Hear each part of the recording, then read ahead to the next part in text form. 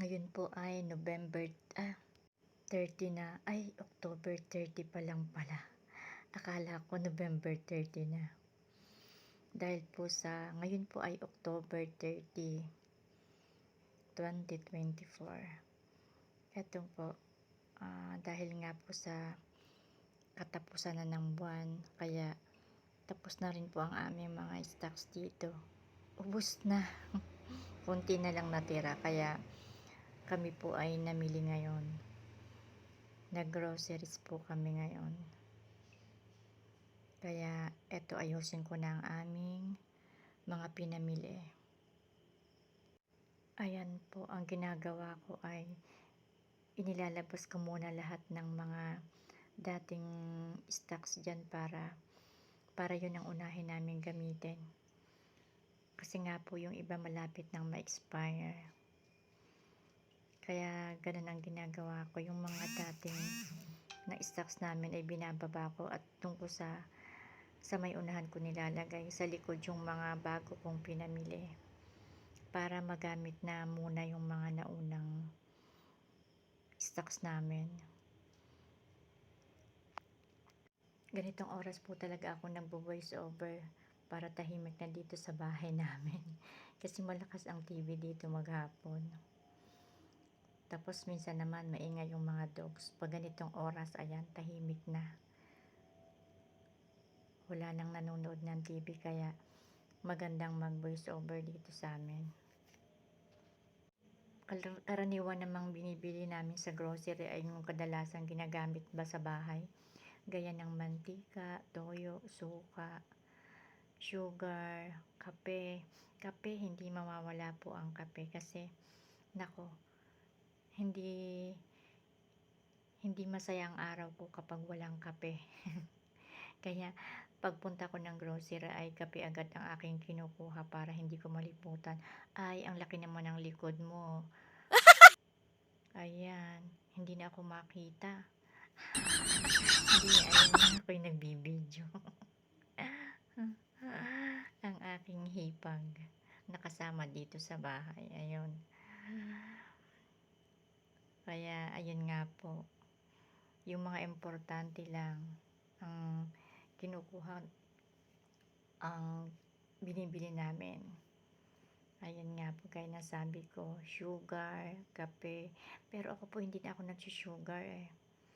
Kape lang talaga. Oh, ayan, bumalik na naman, talaga naman. Hindi pa kaya kasya sa camera. Ayun nga po ang ano ko. Yun ang binibili namin sa grocery. Kape, asukal, mantika, suka, toyo, importante. Ayun po. Pag sugar po, hindi na ako gumagamit ng sugar sa kape.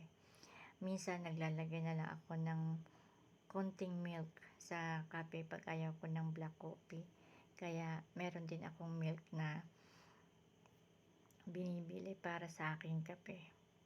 Tapos tea para sa aking biyenan po. Yon, tea. Madalas tea. Yun ang aming mga binibili sa grocery. At yung mga seasoning, para hindi kami bili ng bili sa tindahan. Mga seasoning po, doon na namin binibili sa groceries. Para hindi na kami lumalabas dito sa tindahan.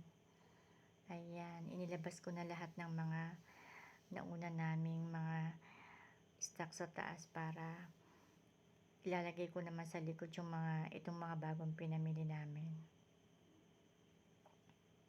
3 PM na pala pero hindi pa ako nagla-lunch. Na busy na naman ako maghapon. Ayan, medyo matagal din kami sa grocery kanina kasi maraming tao, tapos traffic pa pauwi, kaya natagalan kami.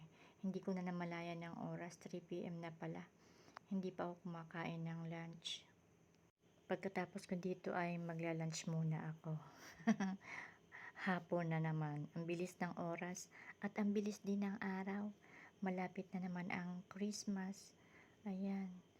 Next month ay 2025 na. Ang bilis ng panahon. Hindi kasi natin napapansin na habang nagpapalaki tayo ng ating mga anak ay tumatanda na rin tayo. Akala natin hindi tayo tumanda kasi feeling natin kaya pa rin natin ang lahat. Pero minsan napapagod din tayo.